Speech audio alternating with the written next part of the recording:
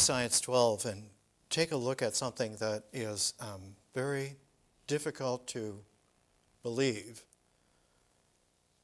And the belief is generally unreal. The belief is that our experience of the world is real, when the actual fact is that our experience of the world is phenomenal. And there is a difference between phenomena and reality. The difference is that there are several orders of transform beyond phenomenality, and that by reducing our experience to phenomena being able to be identified by mentality and to have that as the criteria for what is real breeds a deceptiveness which is not just an error, but it's a flaw. To put it in normal language, the worldly quality is flawed. The flaw does not show up on levels of human life that are simply tribal.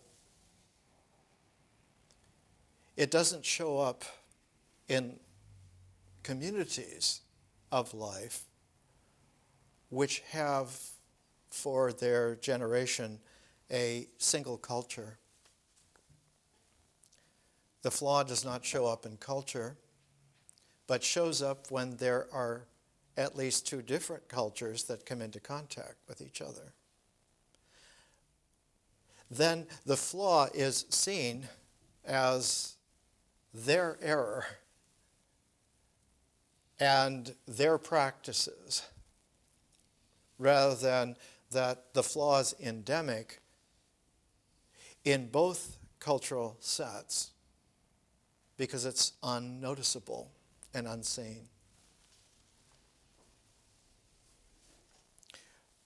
When human complexity got to the place to where there were many cultures coming together, the only resolution to that was to generate a hyper overall culture called a civilization.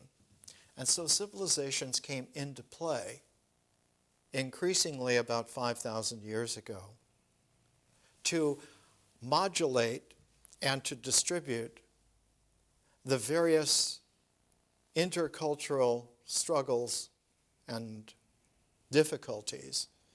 And we can see this because at the origins of all civilizations is an imposition of a higher order over all of the smaller subsets that different groups, different tribes, different cultures are subsumed in the larger structure. And this gave rise to a preference of the mind over experience. And so in civilizations, it is the mind's ideas, it is the mind's imagination of putting everything together, it is the mind's higher integral that obtains as a structure. And so civilizations have a structure different from cultures. Cultures operate on tradition, which founds itself on having a correlation flow with nature, whereas the mind's structure uses the phenomenal existence as its referential check on being correct and on being true. And so we have a very peculiar kind of a situation that develops in civilizations for the very first time. And those qualities between a culture and a civilization are extraordinary because they occur all over the planet throughout history and are occurring today.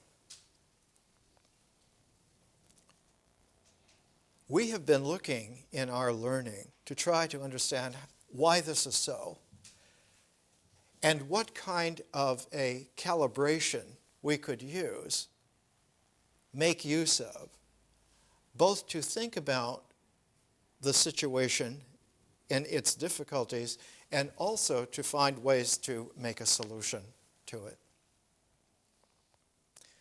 The difficulty that we've found is that the mind, in order for its structure to hold together, to gel, will always look at the phenomenal things in the world as the correlation for its provability. And the normal way to say is that, well, we have checked it out, we have identified the elements that go into this, we have looked at the way in which the mind is able to think about these things, and all of these phenomena have been accounted for by the mind in this structure, and therefore it must be right. It is both logical in terms of the structure of thought, of symbols, and it is verifiable in terms of the consistency identified in ritual actions. And so rituals and symbols hold together in this way, and they hold in a structural way because both are forms. The things of the world are forms.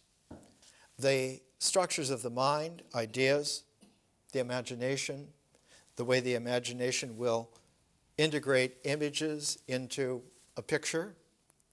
And so the imagination picture in the mind becomes the ultimate frame out of which one can then identify things in that frame that correlate and are identified with things in the world. And one says then, we're rational. And the fact that this is a deep flaw is not noticeable.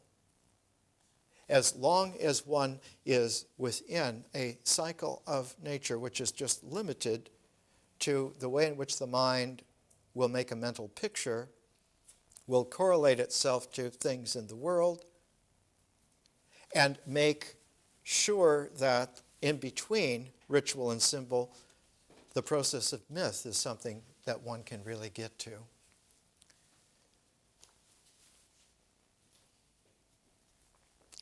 This flow of experience, as long as it has a synergy with nature, nature will keep experience toned. And so our mythic level of living, if it follows a natural cycle, will always have a veracity to it. And so we go back to nature to get the basic metronome. As we've seen, the difficulty came about 4,500 years ago, 5,000 years ago, in the very first civilizations, because it wasn't cultural, it wasn't tribal. And experience was given a subservient place to mental ideas. And so the mind took over and more directed the way in which experience must happen. And so instead of having experience modulated with nature, you had experience more and more commandeered by the mind's ideas, its principles, its doctrines. And it could enforce its structure, its ways, its application, because it could always point out that if we rearrange the things in the world in this way, they will make better sense. And so the mind rearranged the world increasingly. The natural habitat of plants was abstracted, and certain plants were emphasized, and they were planted, and they were tamed. And instead of having the foraging in nature, you had then the food supply being foraged in a mental rearrangement of the plants. And the same thing with the animals. Certain animals were tamed, others were mostly eliminated. We don't want to have any wolves. We don't want to have any grizzly bears. And so this modification increasingly took away from nature its ability to modulate experience. And more experience became crippled in the sense that it was dependent upon fitting in between the right rituals, the right ways to do things, and the right ideas, the right way to think about things, and that correlation then was supposed to be complete.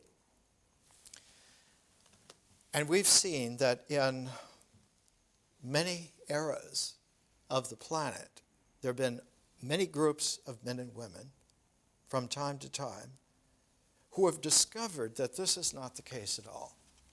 Sometimes it's individuals who are talented, who have a dream, or who have a vision, who have some kind of a quality to either their experience or a higher form of experience, because a dream is very much like in the mythic flow.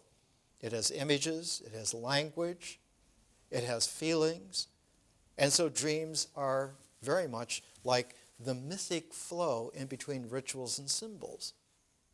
And dreams can be interpreted symbolically, and then they will fit into the tradition. They'll fit into the pattern that the mind directs. But vision doesn't do this. Vision stands outside of the frame of reference. And so one way to talk about vision, about 5,000 years ago, was to say that vision was something that transported you outside, and one of the most expressive terms was the old ancient Greek term ecstasis, out of which we get the term ecstasy.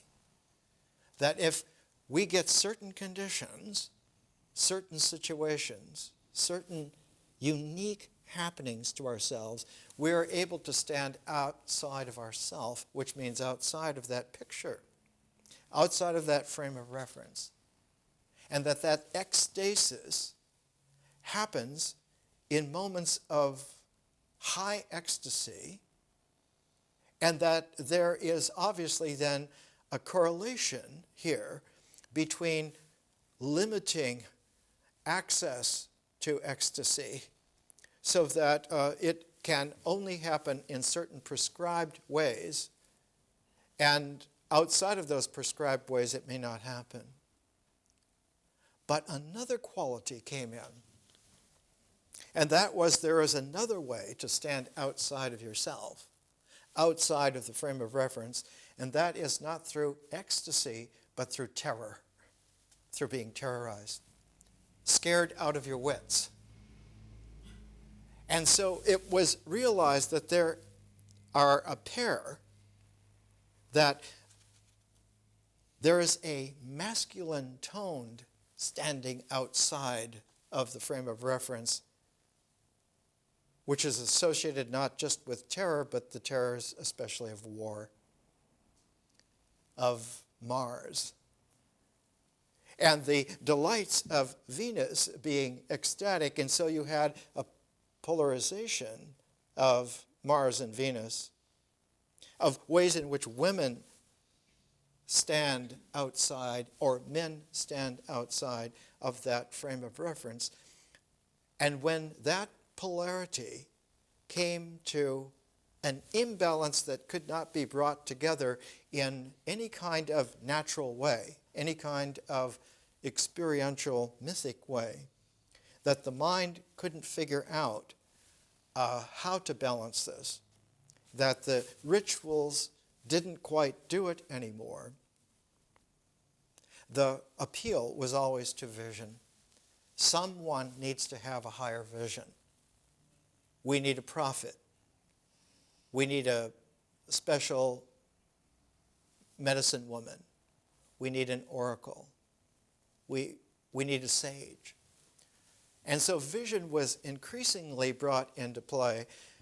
And we saw with our learning that about 2,500 years ago was an enormous shift in the fulcrum of balance, where vision became available not just to rare individuals, but it became teachable on a very important scale to many, many people, so that one had for the first time in the world wisdom communities. And all over the world at the same time, about 500 BC, you get men and women suddenly living in visionary wisdom communities. You get the Taoists in China, you get the Buddhists or yogis in India, you get the very high, powerful reformulating of Zarathustra in the Achaemenid dynasty in Iran. You get the quality of Pythagoreans in the Greek Aegean world, and you get a new kind of quality in Egypt that hadn't been there before. And all of a sudden, you see the population of the world beginning to realize that visionary experience can modulate with living experience in such a way that experience now becomes bilateral. It can get its health by going to nature, but it can get its health by going to visionary consciousness as well. What happens here is that the mind becomes jealous of the access to visionary consciousness and seeks to corral it just like it corralled experience, just like it corralled nature. And so one would say then, well, the visions are just larger dreams, and they have to be interpreted by the mind. And just as the mind then is the arbiter of interpreting dreams, it appoints itself to be the arbiter of interpreting visionary consciousness. But the difficulty is that while dreams can influence the integral of life by being interpreted by the mind, as soon as it sets about to interpret visionary consciousness, becomes changed. Because visionary consciousness is not an integral process like nature or like experience, mythic experience, but is a differential process. So when the mind begins to try to interpret visionary consciousness, it finds that it becomes for the first time unsure of its capacity to interpret. Because there isn't just one interpretation that's right. There are many interpretations that could fit. How will you choose? And eventually, by refining itself, the mind learns slowly and sometimes almost not at all. But there is a gradual learning that there are as many varieties of interpretations of visionary consciousness as there are like styles of being individual. And so you get a certain quality at a certain level of civilization where it becomes important for people to be characterized by a mental structure of style. And all of a sudden you have people like in ancient Iraq, in ancient Babylonia, you get an emphasis on astrology for the first time, about 4,300 years ago. That there are astrological signs that then stylize people. And there are many other kinds of categorized stylings of people, and it becomes more and more refined, and one comes into a very curious thing where all of a sudden there's a quality where someone says, well, wait a minute. These stylings are on the basis that vision relates to a structure that is beyond the mind, where is that structure? That structure must be out there in the universe. And so the whole emphasis then is that if one could find the right structure in the universe, you would then have an ability to organize the mind. And one says then that the mind is not going to be complete, but that the mind now will be not only complete, but it will be perfected. And so the whole emphasis is to seek for perfection by organizing the structure of the mind with the universe, with the heavens. And it isn't just the astrological signs. It isn't just the motion of the sun and the moon and the 5 planets, but increasingly, deepeningly, that the structure of the universe becomes the only way in which the mind now can regain its ability to be boss, to be the head of the way in which the picture is made.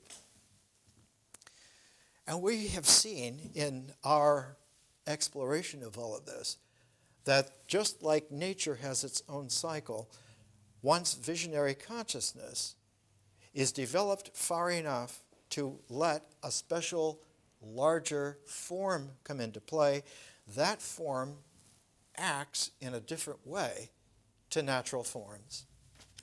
Natural forms will always be phenomenal, or they will be mental.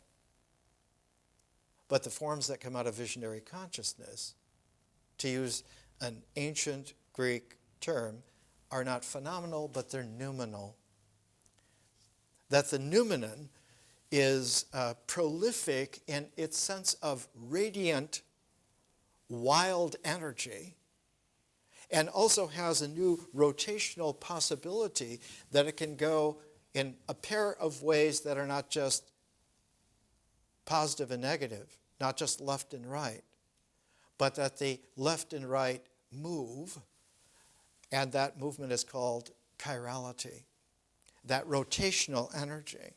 And once that rotational energy begins to come in there, the positive and negative of normal natural polarity all of a sudden is thrown into dynamic play, which is not just for a deeper integration, but it has the capacity to change the way in which the picture is seen. And so instead of seeing a picture, you see a moving picture. It's very difficult to come into talk that is real without having the preparations for it. And this is because the mind, in its natural limitation, with its flaws, will always bounce off reality. It will not have a capacity to hear anything, to see anything. And it's because of this. The phenomenal world is a world of appearance, insofar as anything that exists does not exist statically, but vibrationally. It always comes into existence in an iterative, resonant way, and that if one could scale and refine one's seeing, one's hearing, one's sensing fine enough, you would notice that everything is constantly reoccurring and reoccurring. In our time, one of the most devastating things happened in 1974. Physics had detected something that was so monstrously fearful, so terrific, black holes, where all matter, including all light and everything, was crunched out of phenomenal existence into a black hole. In 1974, a crippled physicist confined to his wheelchair, Sir Stephen Hawking, whose work has been received, his Brief History of Time has sold about 20 million copies worldwide. He discovered because there was no way that he could do anything else except think, except go over in his mind more and more. And because of his positivist, phenomenal-based mentality, he came again and again to understand that there is some kind of mystery here in a universe that allows for black holes to exist. And one of the qualities that came out in 1974 is he realized that because of the iterative nature of every single thing, not only the atoms, but the subatomic particles, any kind of subatomic particle that comes into existence immediately comes into existence as a pair. And we've seen in our learning that pairedness is always the key. Pairedness gives you not just a polarization, but it gives you a symmetry. It gives you not just the ability to have a fraction of a numerator over a denominator, but it gives you to have proportion between the two, and so proportionality and ratioing, symmetry, pairedness. And one of the qualities of pairedness is that there is an ability for them to come together, and if they are truly polarized, if you have a pure positive and a pure negative, the pure negative is called an electron, and the pure positive paired to it is called a positron, a positive electron, and that the positive electron is antimatter, and the electron is normal matter, and that as they come into play, vibrantly, vibrationally, iteratively, millions of time per time unit, if they're on the surface of a black hole, one part of that pair will be drawn immediately into the black hole, and the other part will immediately, before they can annihilate each other, be driven out. And because one part of that is driven out, Stephen Hawking, sitting in his wheelchair with his electric voice, he was dying one time, choking to death, and they had to perform a tracheotomy, and they had to cut his larynx out in order to put it in. And so he can only speak by a computer mechanical voice, which he controls with 2 fingers. He had thought it through, and he realized that black holes evaporate. They slowly evaporate because one part of the pair of particles that's made will be ejected immediately through a repulsion which particles will have if they're of the same kind. If a pair of electrons and positrons are generated and the black hole draws the electron, it will go in and the positron will go out. It will only absorb an unlike charge, and the like charge will be put out. One of the qualities then is that black holes, coming in different sizes, slowly evaporate. And if they are very, very, very small, the size of the nucleus of a hydrogen atom, 1 proton, they're expected to have a lifetime of the ability to evaporate that approaches almost the age of the universe, whereas larger black holes will take billions and billions of times of years before they would eventually evaporate. And that their evaporation doesn't end with just disappearing, but ends with a huge explosion.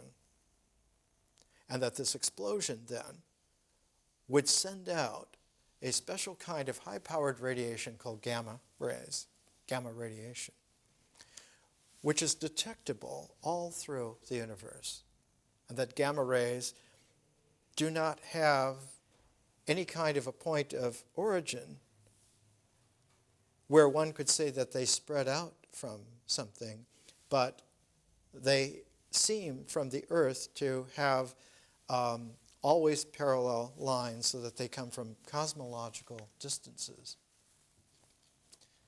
But about 1974, with Stephen Hawking's coming to understand that black holes are of different sizes and everywhere in the universe, and that they eventually evaporate, there should be these qualities of subatomic particles that are thrown out everywhere, and that one of these particles will be, they're called neutrinos, that have no mass, but they have the ability to occur in untold trillions and trillions in any cubic volume of space. And in fact, we know now from instruments that have been made to detect that the whole universe is in a neutrino snowstorm that's like a blizzard. But they are so infinitesimal and have no mass. They are just omnipresent and everywhere around. The habit of the mind to make sense of the world is for it to commandeer phenomena. And so when the mind starts to think about something we have seen, especially when it tries to think about the universe, it looks for certain constants. And if they can find a constant that will be the same throughout the universe, it's the old tack of how you tame a horse. You tame a horse by tethering it. You tie one rope on a horse, and eventually its random wild movements will come to the end of the rope, the end of the tether, and the circle that is described by the end of the tether through all these random wild buckings and racings will eventually tame the horse so that the rope now can be put in a rein and a halter, and one can ride the tamed horse because it will follow the direction of the rope. The same way, the mind tries to tame the universe by having certain tethers. One of the tethers that's been in place for almost 100 years is the speed of light. That if the speed of light is always constant, and we use the speed of light in our minds as the tether, we can, as we tamed the plants and tamed the animals and tamed many other things, we can tame the universe so that it will fit in the mind's idea of it. And the universe, like everything else, will behave in exactly the way that we predict. And that if we can predict it, it shows the empirical, phenomenal basis of the mind is matched by the transcendent universe. And the mind then will be at the center of it and will have a verification from both sides. Just like experience has the verification by flowing with nature or by flowing with consciousness.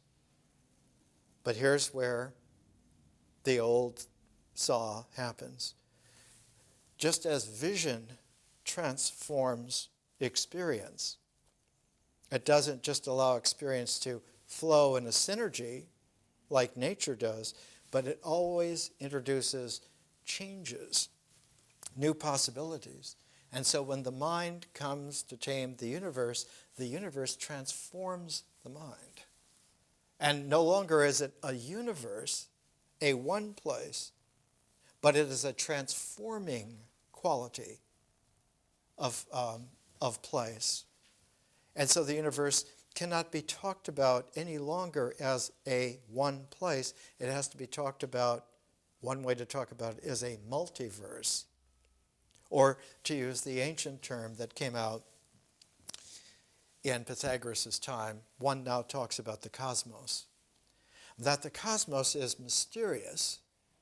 And part of its mystery is that the more that the mind tries to think about it, the more the mind is transformed and becomes cosmic, rather than becoming just simply individually the center of everything.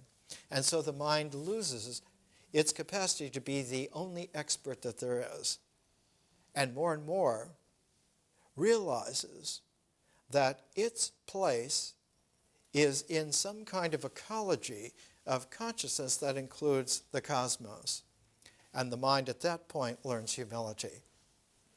It learns that its structure is not just a static structure of authority, but that the mind's structure is able to be matured so that it has different facets of certainty that fit together, and the quality of that kind of mind is called the jewel mind, the diamond mind, that is able to reflect millions of times over in a scintillating way, and recognizes now that its individuality was not limited to a type of any particular kind, any particular category, but is a rare aspect of reality itself, and reflects the scintillation of reality rather than just the picture of the certainty of the mind. At this point, science agrees with art, because they are differential forms, just like rituals and symbols identify by correlation and referent with each other. The forms of art and the forms of science resonate together. And so the artist and the cosmos recognize each other as being of very similar types. But their type is not a typology like from astrology or from any other kind of stylization, but that it has something to do with the maturation of reality. And so one says then that the spirit forms of the artist become the creative prism by which we're able to see not just the universe, but all the possibilities of all the universes. And this indeed is part of what we're looking at in science. We're looking at the way in which the shift from a purely mental standpoint to the balance of an artistic person's creativity, and that further shifts to the discovery that the cosmos is the true reality in which we are at home. We're at home in the cosmos, not just simply because it's our cultural heritage and tradition, and not simply because the mind can figure it out and make it into some kind of complete structure, but that the prismatic appreciation of presence in the spiritual person has a definite harmonic with the cosmos, and that those two differential forms together then confer an ability to go back into nature in such a way that nature now flows again, pure, just like it would and did in originality before there were any things like civilizations, before even there were anything like cultures, back to a pre-civilization, pre-cultural, Paleolithic quality, like the cave artists 40,000 years ago, making not just pictures of animals in a frame of reference in the caves, but of understanding at the time that they belong in a whole array with the plants and animals in what was often called a magical world, and what it is actually is a differential cosmos. Let's take a little break, about 10 minutes, and then we'll come back for the second half hour.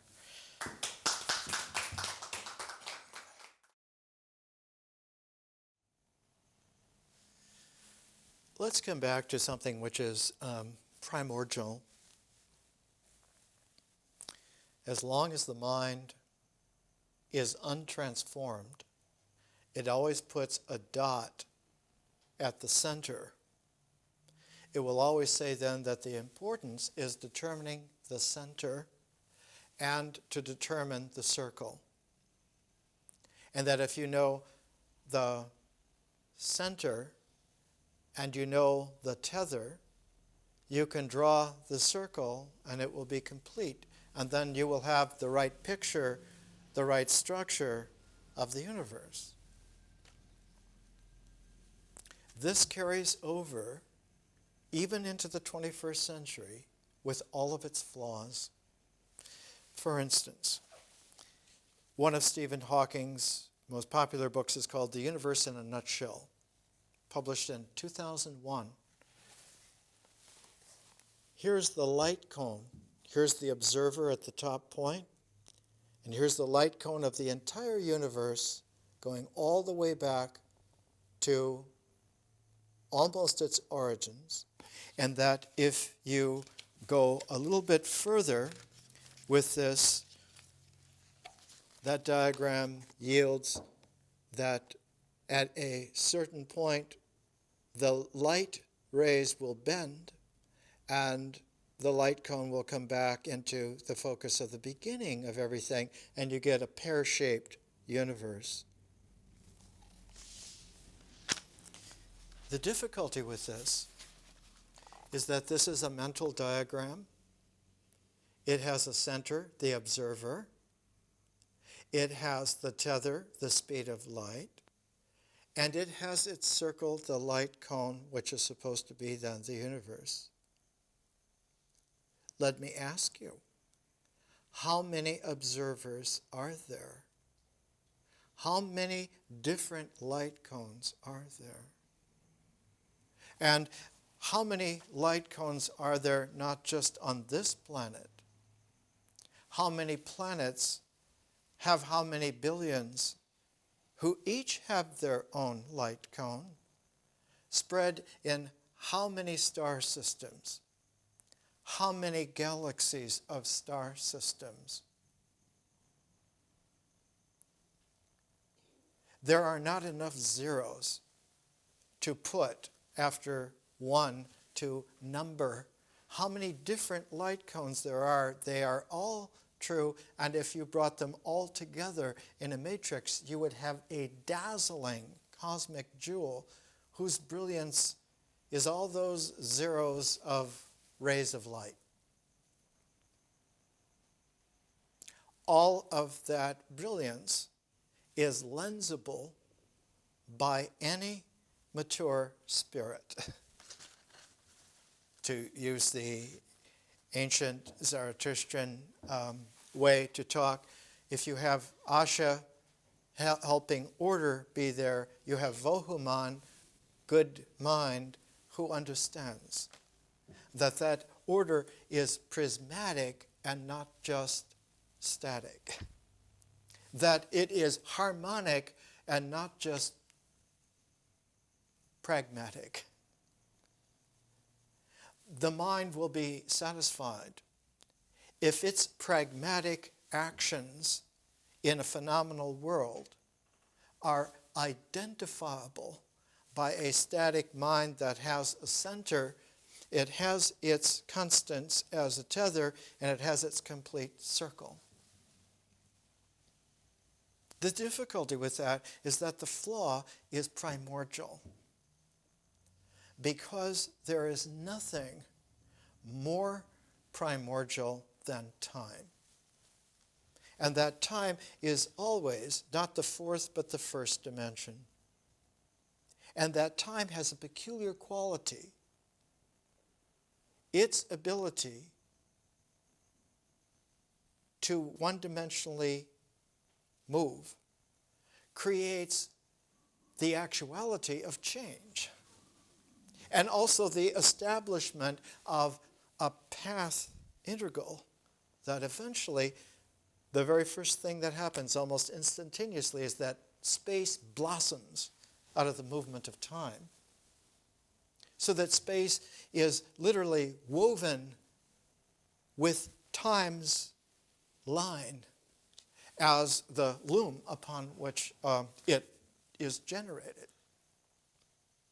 And this goes all the way to the mind, because the only way the mind can have a mathematics, can have equations, is that those equations must be generated. And they have to be generated out of some kind of a single focus, center, and a tether, a calibration. And one of the difficulties with nuclear physics is that while you can have the speed of light as a tether, the other part of the photon, the speed of light, is what about the electron? Because it's the relationship of the photon, of light, and of the electron that carries the way in which the dynamic energy of a universe, much less the cosmos, works. So when you come to non-bestsellers, lecture notes in physics, published by Springer Verlag, Effective Lagrangians in Quantum Electrodynamics.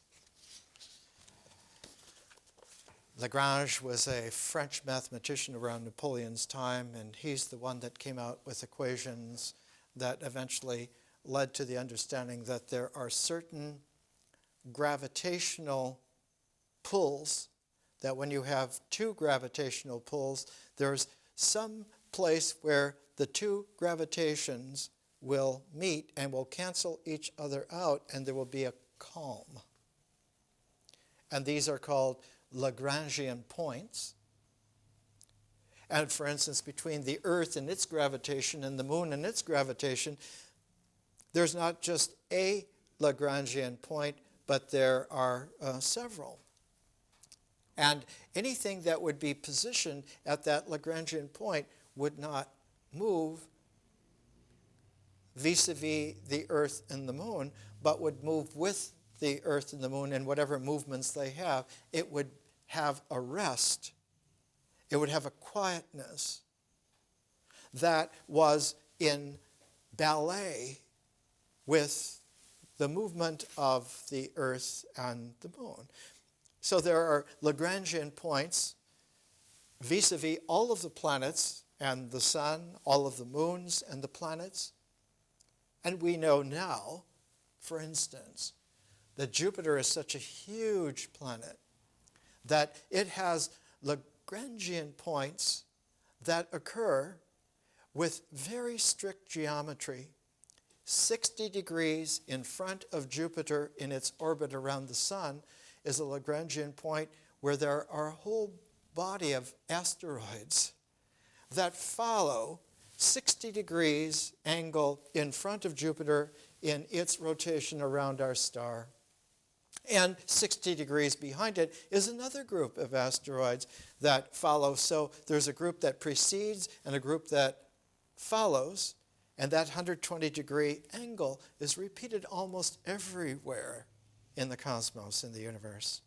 For instance, just a couple of months ago, the World Scientific Journal Nature showed that the math was correlated by the Cassini vehicle that's orbiting the Saturn system now, and that they found the little moonlets that occupy the same orbit as the moon Dione. And as the moon Dione orbits Saturn, it has little moonlet 60 degrees in front of it, and they just found the other one that's 60 degrees behind it, so that the moon Dione, as it orbits Saturn, has these two little moonlets at the Lagrangian points that go with it.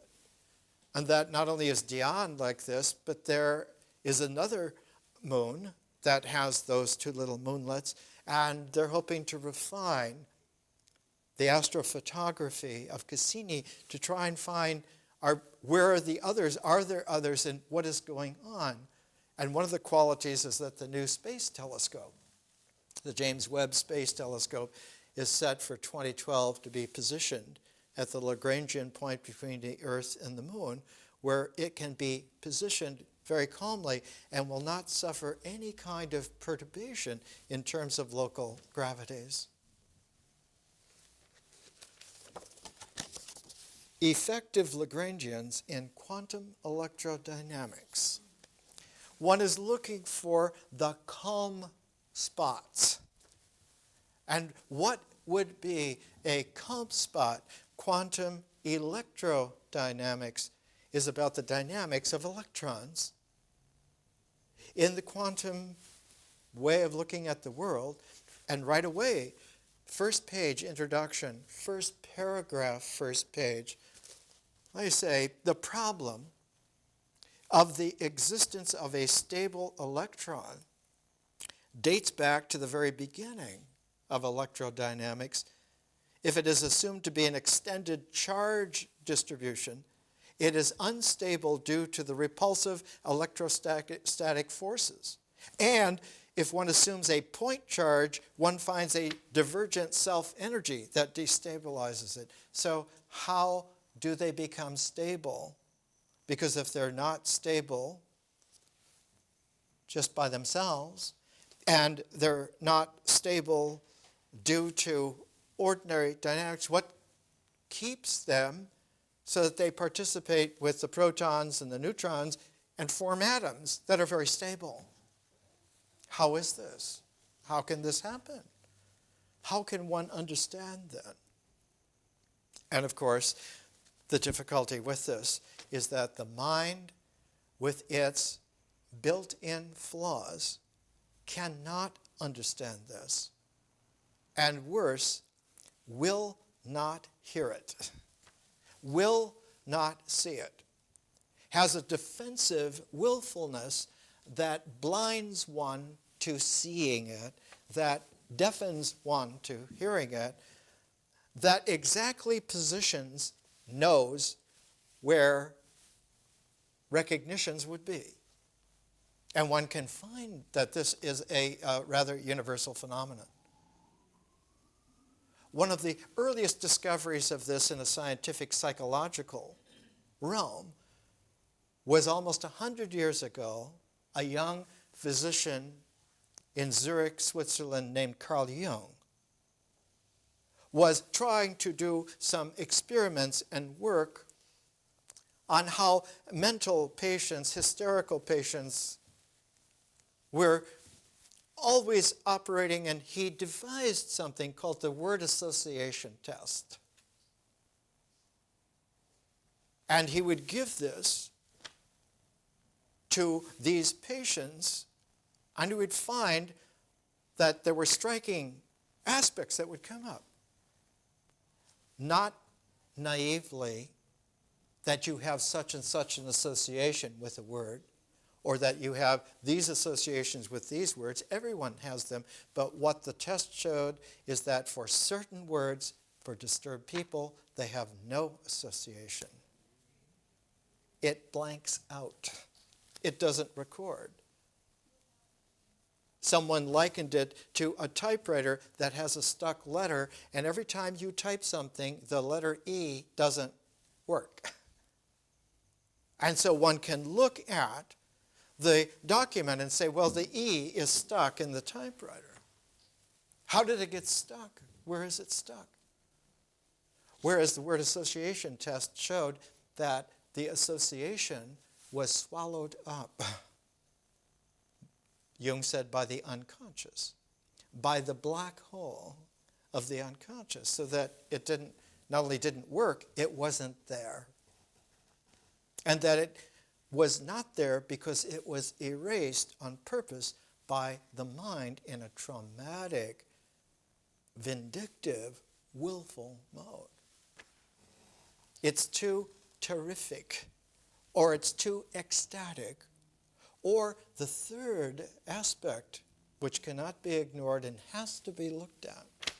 And that is, one can stand outside of one's mental picture, one's mental frame of reference, not only through ecstasy or through terror, but through high wisdom as well. To use the old Greek mythological figures, there's Aphrodite and there's Ares, but there's also Athena. And high wisdom can stand outside, just like ecstasy and terror, but when it stands outside, it is able to bring a new quality into play that wasn't there before. It not only stands outside of the frame of reference, but it stands outside of the polarity of terror and ecstasy as well. And doesn't erase them, but balances them. And so one has an interesting kind of equality here. That when consciousness achieves a high differential form, its prismatic quality is able to balance even transformable orders that by themselves can transform nature, but when they're brought into balance, a new quality comes into play, which is rather universal, and that is this. If you have anything moving in time, the movement, because there is a cycle of nature, there's a natural cycle happening, but if you put that natural cycle into movement, the cycle does not just repeat, but it becomes a spiral. It becomes helical along the timeline. So that natural cycles never just repeat in an abstract circle. They actually occur in an unlimited spiraling, a helical quality. And because nature is helical like this, its complement is also helical. So that you have not just a double helix as the structure for life, for DNA, but you have a double helical quality for the way in which reality in the cosmos actually occurs. It would be a dead cosmos indeed were this not the case. There would be no life. There would be no DNA of the cosmos. And so this double helical quality has a balance, just like positive and negative have a balance, just like gravitationals have a balance. And that rotation is very often not just called helical, that would be the structure of the process, but the process itself is called chiral. And chirality is right-handedness or left-handedness, clockwise or counterclockwise. And when you have a balance of positive and minus, that kind of a balance is a polarized equanimity, and is a symmetry. The positive and negative, the light and the dark, the male and the female. Any polarity, when it achieves a balance, an equanimity, has the ability to exchange. Not just exchange themselves, but to exchange what the mind would consider the centers. So that the centers exchange. But when you have chirality, when you have right-handedness and left-handedness that come together, it's not only a symmetry that balances polarity, but it's a supersymmetry that balances spin. And so one has a very, very interesting development in quantum electrodynamics that one took not only the charge, but one took the spin as well.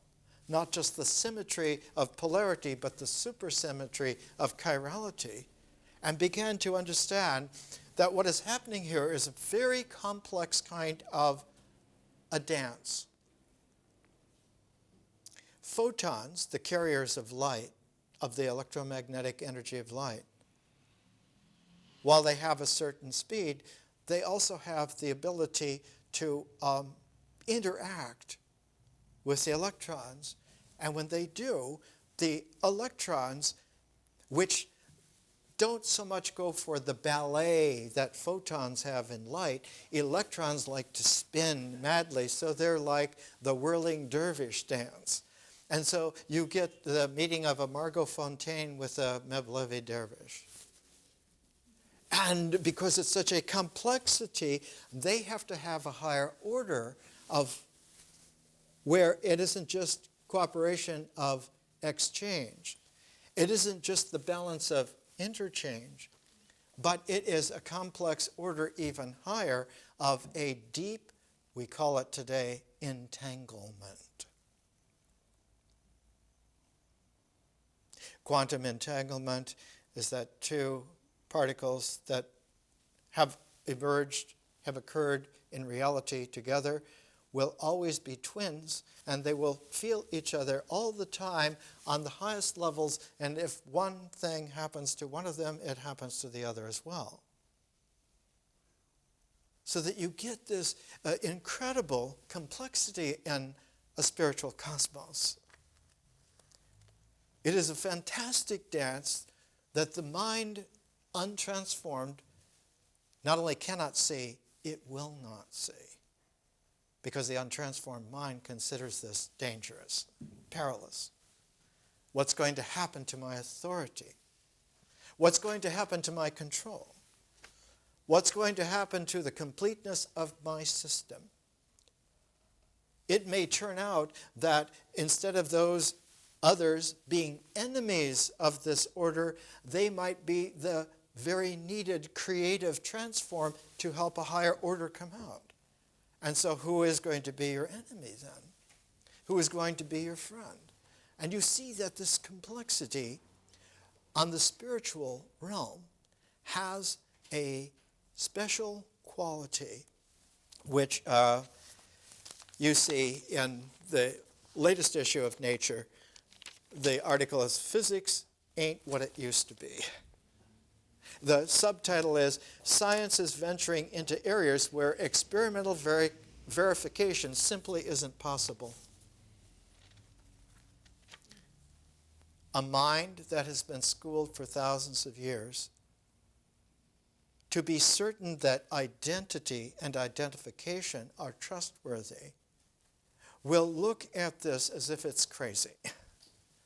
You mean we can think about things that are going to be self-destructive to our mental certainty?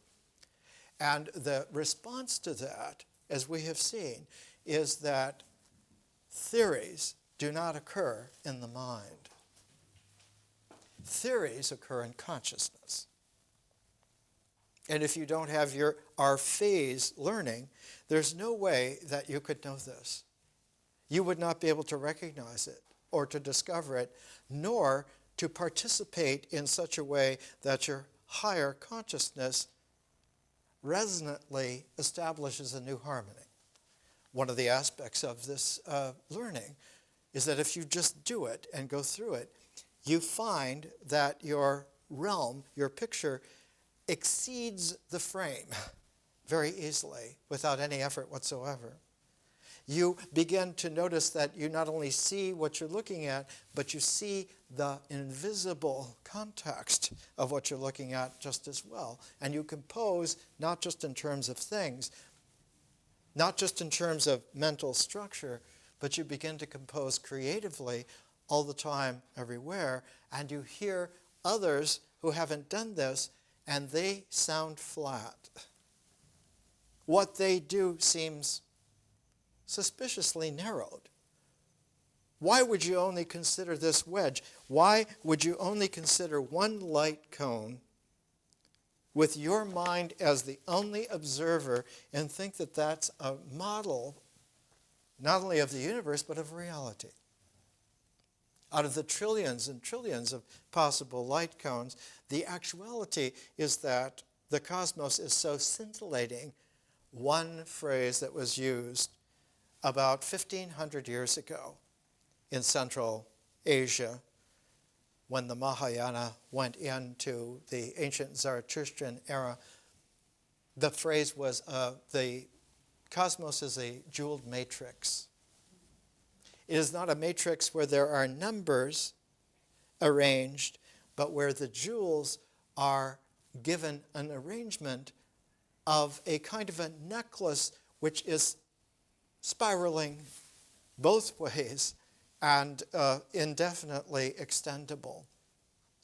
So that consciousness as the place of theory, vision, not symbols, one has to pay attention then to the fact that while symbols are an integral form, visionary consciousness is a differential process. So that theory is not so much a theory, but it is theorizing. It is a process. And it's not an integrating process, it is a differential process. And one of the things is that in nature, the binary, which always limits and allows for integral form to be made, the binary is 0 and 1.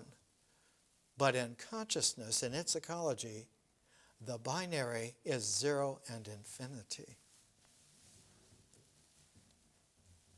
So that when we look at phenomenon, the phenomenal world, they are always things. They're always exactly what they are. They're always the ones.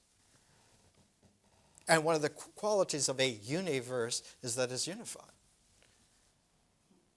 It has what one could call, and Hawking calls it, many physicists now call it, unitarity. It has onenesses. And that allows for you then to count. It allows for arithmetic to be stable. And the mind then can learn from that arithmetic number stability to go into abstractions like algebra and geometry and have certainty because things are exactly what they are. A circle is a circle. A triangle is a triangle. A square is a square. That certainty begs the entire issue of vibrational re-emergence constantly, which is the reality of what is going on. And if everything is re-emerging all the time, to take something as stable and static and dependable is a mental abstraction that seeks identification in a materialistic frozenness called phenomena. These phenomena are real. We can pound them. We can count them. We can have them. We can keep them from those. We can get more of these. And so that entire materialistic frame of reference is self-confirming. Its identifications are self-congratulating, and they are all appearances only. And what is the most devastating thing is that the mind can base its sense of realization on making the identification. Ah, this matches that. We knew it. Oh, this is exactly right because our numbers correlate and there it is. But the difficulty is that there are some aspects that don't have an end. Yes, you have a point. You have the circle. You have the radius, which is the tether that makes it. What is the ratio of that tether to the circle? It's called pi. Well, what is pi? 3.17 indefinitely. You can never find it to the end because it's always going out. But if you run it out far enough, what happens is that there's a reoccurring pattern to the numbers.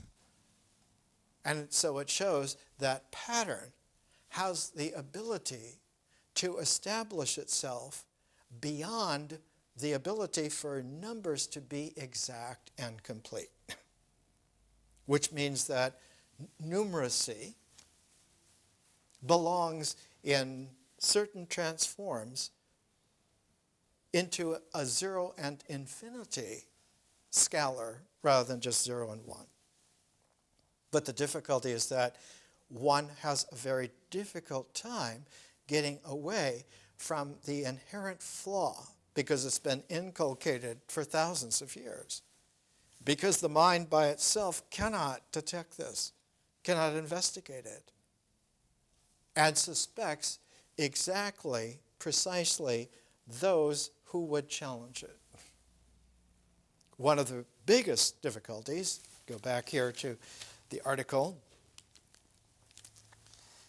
one of the biggest difficulties is that what comes out is not a landscape of geography which is geometrically exact and certain. You've done the land surveys. This country goes this far, that's the border. Across that, another country. What one comes out with, this is December 8th, 2005. Physics ain't what it used to be. The second part of the solution is that the landscape of possibilities, a recent discovery in string theory, which is itself a proposed theory of fundamental physics that unites gravity with quantum physics. It has been suggested that the vacuum of string theory is a structure of immensely complex possibilities, with each possible vacuum resulting in a different kind of local physics. Zero and infinity. But the zero and infinity are a scalar.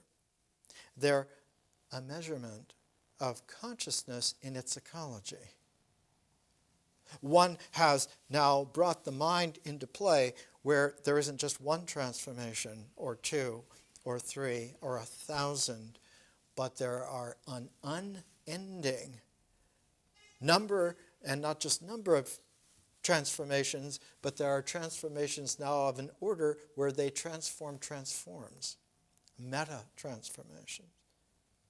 And then there's another order beyond that where there are para-transforms will be like a trigonometric function to make the meta-transforms of minds look like child's play.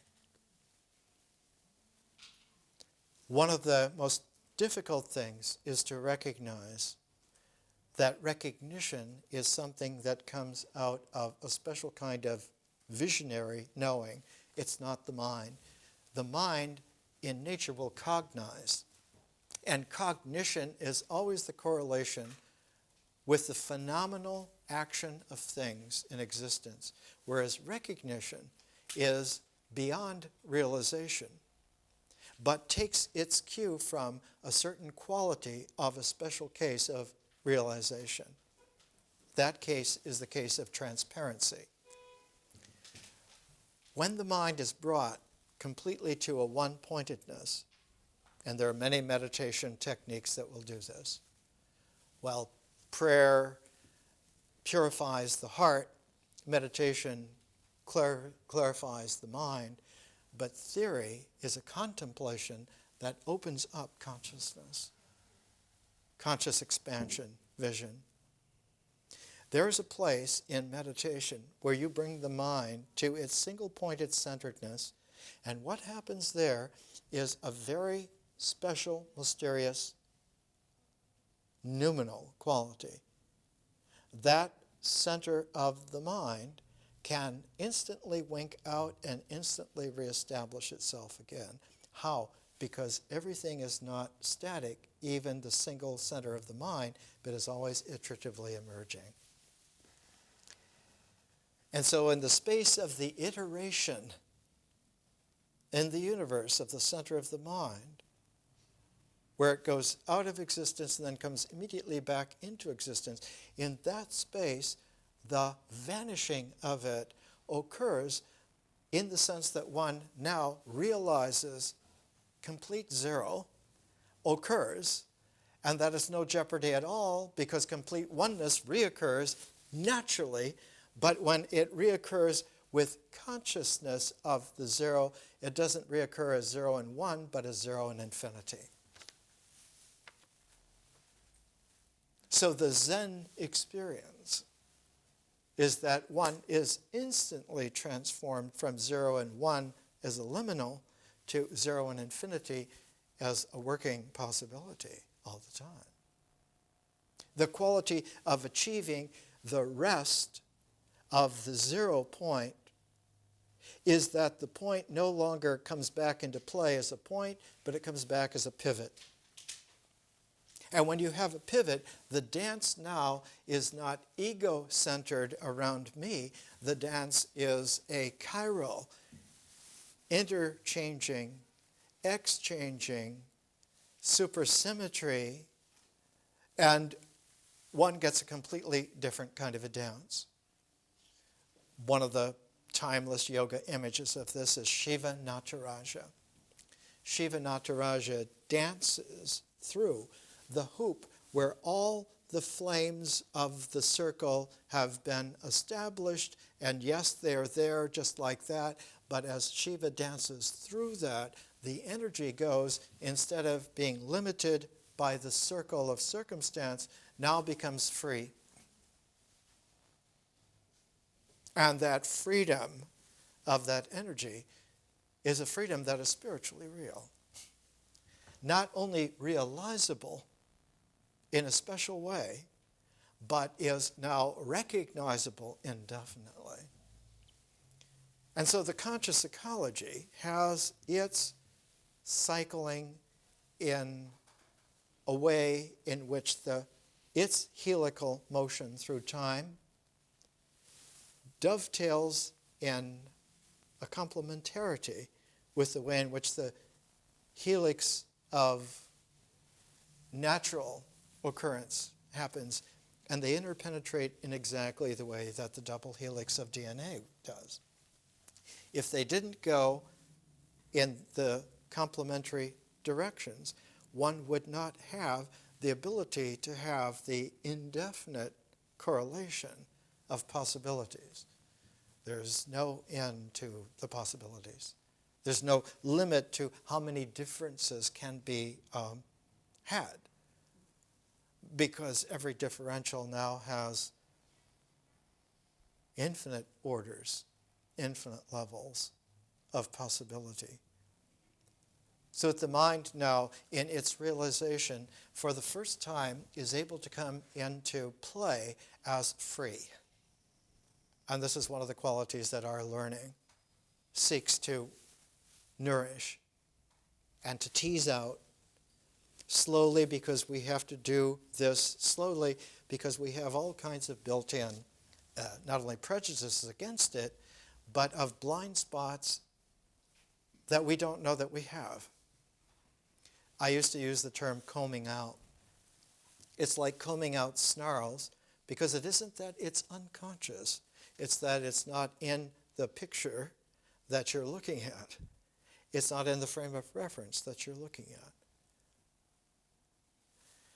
One of the greatest unsung astronomers in the 20th century is a woman. Her name is Vera C Rubin. And she's the discoverer of dark matter in the universe. And she has discovered, and she was not listened to for more than 30 years. Her estimate was 90% of everything has never been seen. Because she saw that investigating, she's at the Carnegie Institute in Washington, D.C., has been there for 40 years. She patiently saw that the stars in a spiral galaxy on the edge move just as fast as the stars in the center. The laws of physics are, if those stars are moving that fast, the spiral galaxy is going to fly apart because the angular momentum will not hold. There must be something holding it together. And the only thing, and it took a visionary woman, I guess, to just say, there must be something we can't see, that our minds didn't know, but we can recognize because we can see it play out this way. What holds these spiral galaxies together is 90% of dark matter and now dark energy that help keep it together so that it can spin in exactly that way and keep a straight line of star momentum all the way through the radius of the galaxy. She's near 80 years old now and is still working, still doing her things. These qualities in our learning are to disclose to us the ways in which we can see not only the invisible, not only to hear the ineffable, but to bring it into the freedom of possibility. Next week, we're going to do a very special thing. We're going to do what we have done. All of our phases are 12 presentations that make like a zodiac, and then we have the space, not the center, but the space, which within those 12 is the same as the space outside, so that the 12, instead of being like a circle that limits, it's like an overlay of a bracelet that's placed in midair, and we call those our intervals. And the interval presentation next week is one of the most arcane, high wisdom documents on the planet. It's called The Accumulation of Precious Qualities. And it's a Mahayana Buddhist sutra from about 1900 years ago. The Ratna Guna Samkhya Gatha. Next week.